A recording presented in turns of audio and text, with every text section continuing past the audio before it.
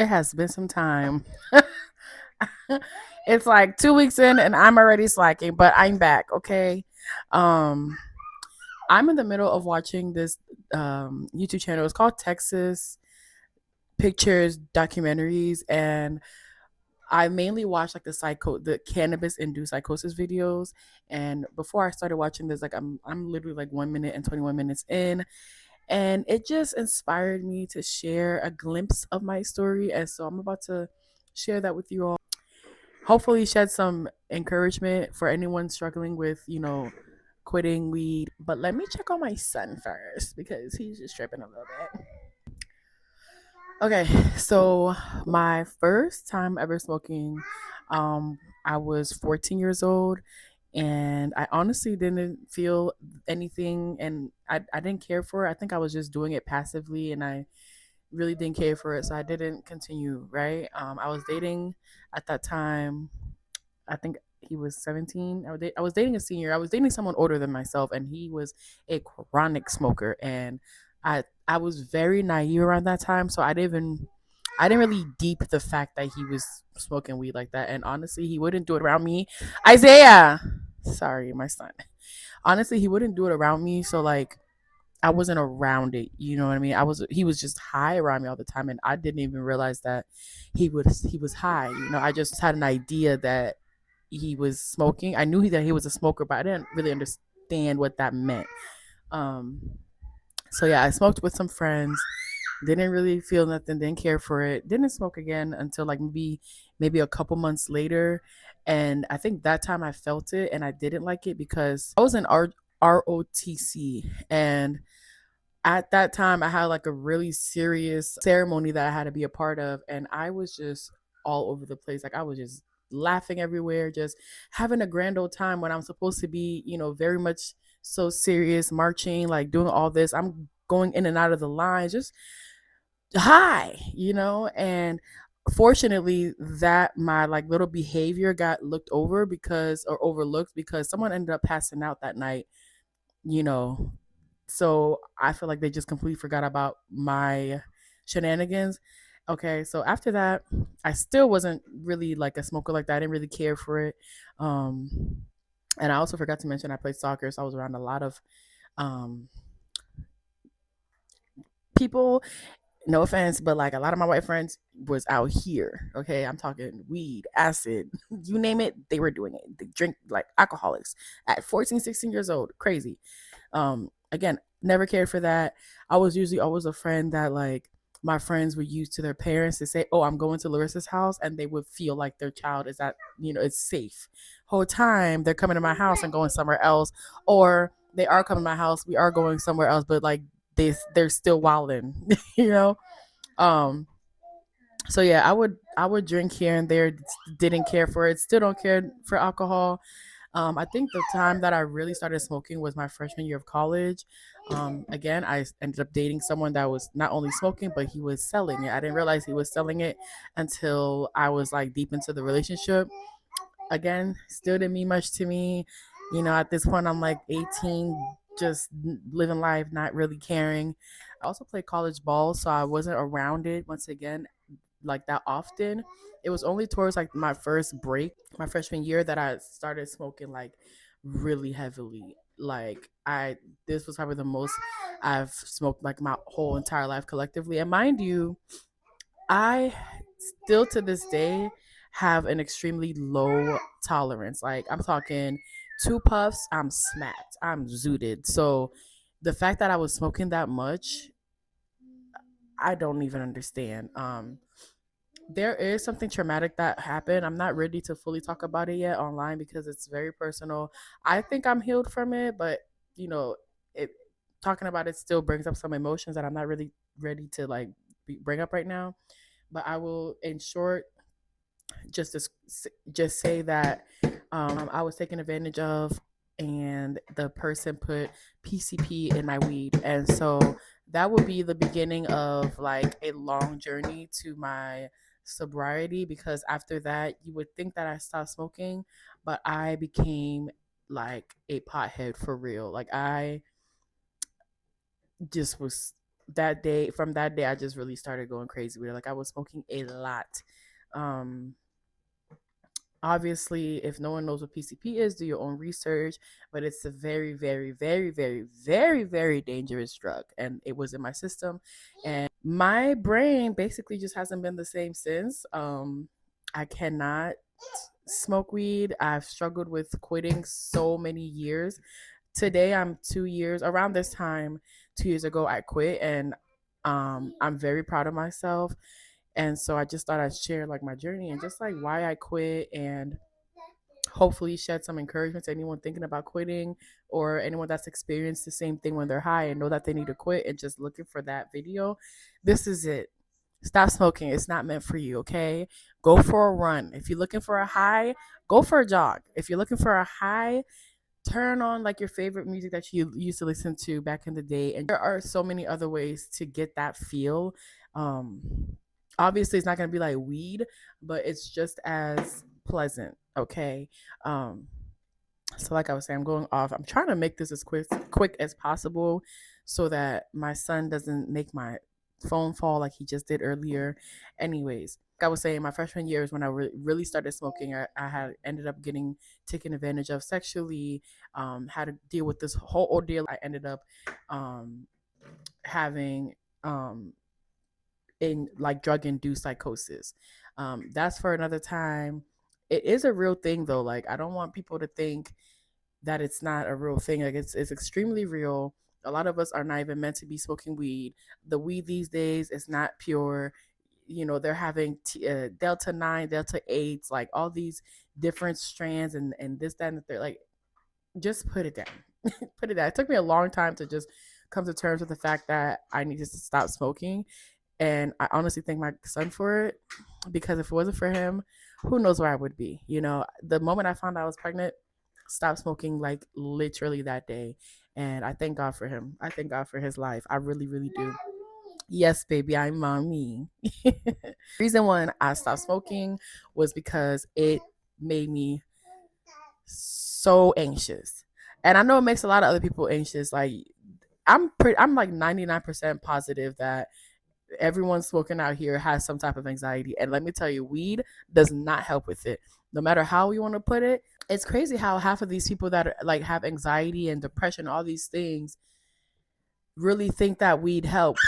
If it helped, you wouldn't be still struggling with those issues 3, 10, 15, 20 years down the line. Like at some point, let's really, really calculate and try to figure out what the main denominator is, the common denominator.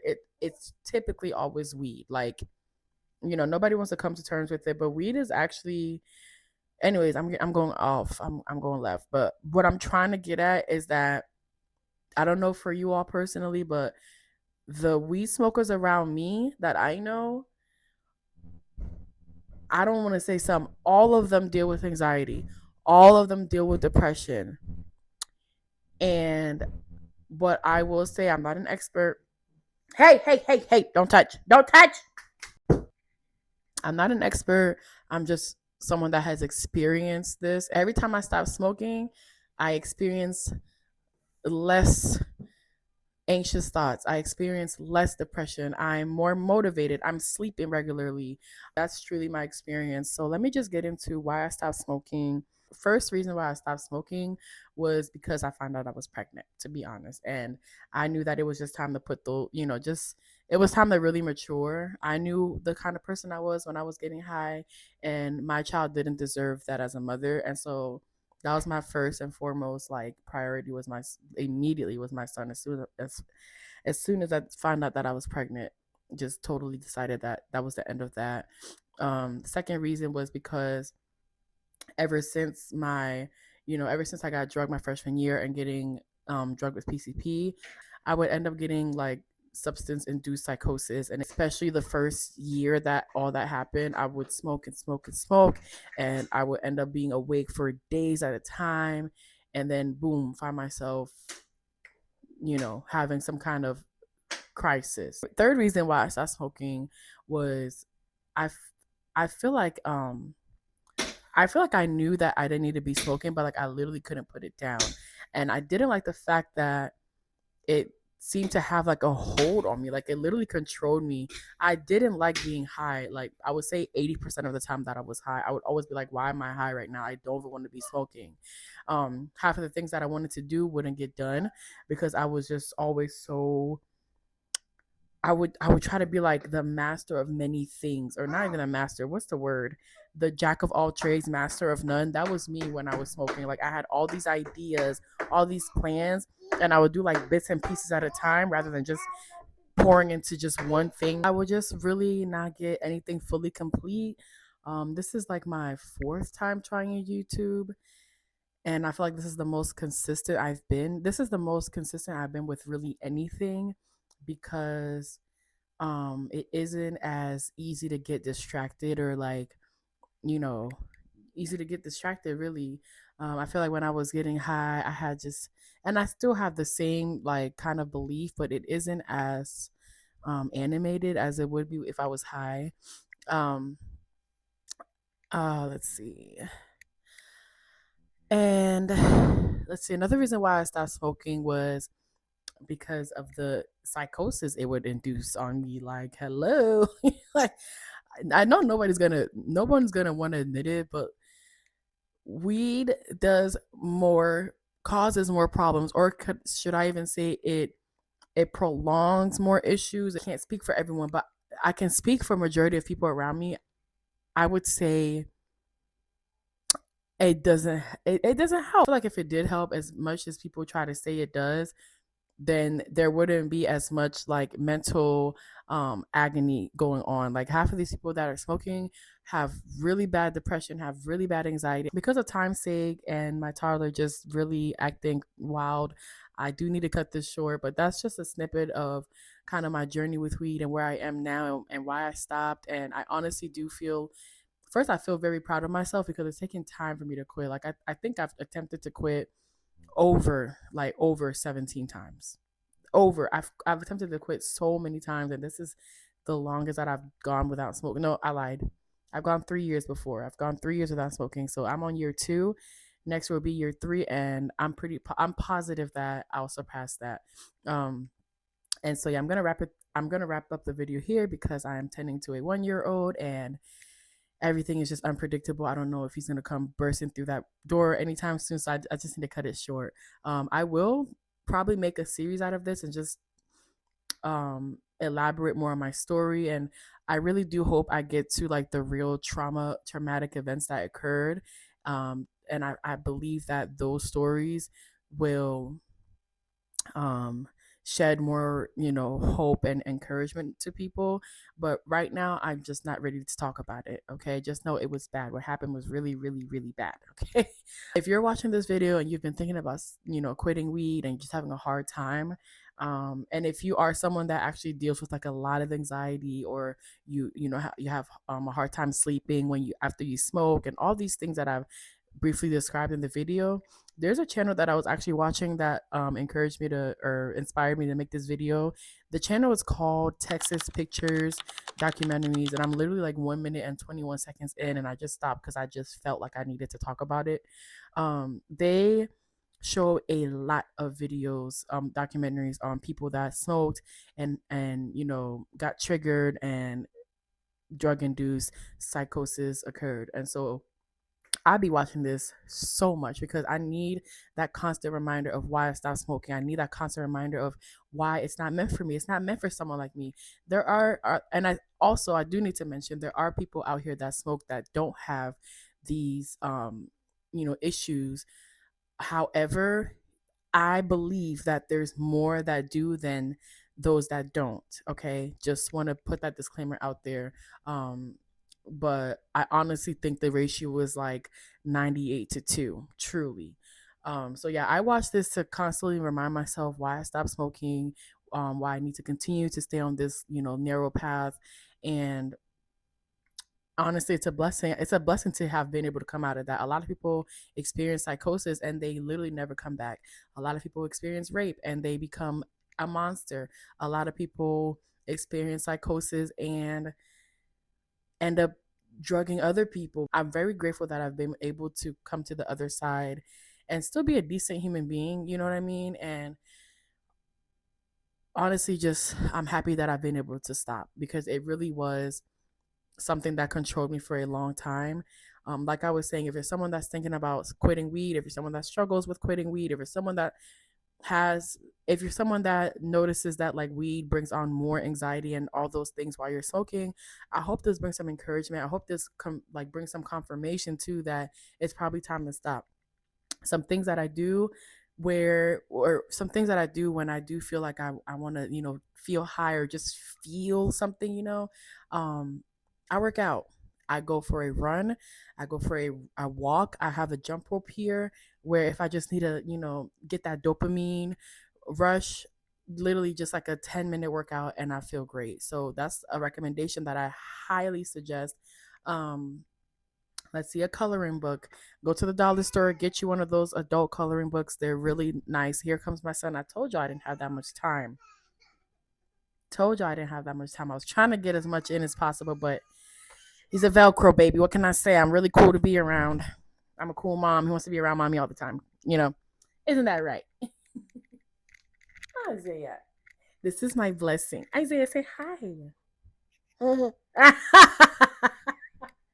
I named him Isaiah because it means God saves, and like he literally saves me with this, with this bundle of joy, my baby boo.